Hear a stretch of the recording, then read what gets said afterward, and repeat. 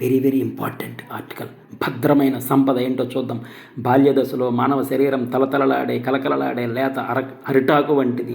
దీనిపైన పంచేంద్రియాలనే పంచభక్ష పరమాన్నములను పెట్టి భగవంతునికి నైవేద్యం పెట్టాలి. కానీ ఈ కలి ప్రభావం చేత వీటిని భగవంతునికి నైవేద్యం పెట్టకుండా కామ, క్రోధ, లోభ, మోహ, మద, మాత్సర్యాలనే 6 రాక్షసులను అర్పితం చేస్తున్నారు.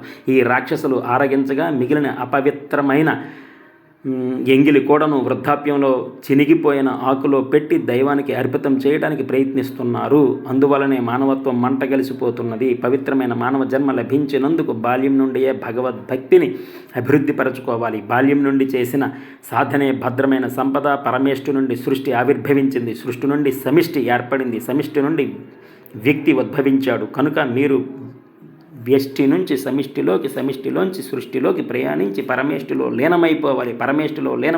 లేత వయసులోనే ఇంద్రియాలను దేవార్పితం చేయండి. దీనులకు, దిక్కులేని వారికి సహాయం చేయండి. దేశ క్షేమాన్ని దృష్టిలో పెట్టుకోండి. Love all, serve all, help ever, hurt never సమస్త లోకా సుఖినో భవంతు.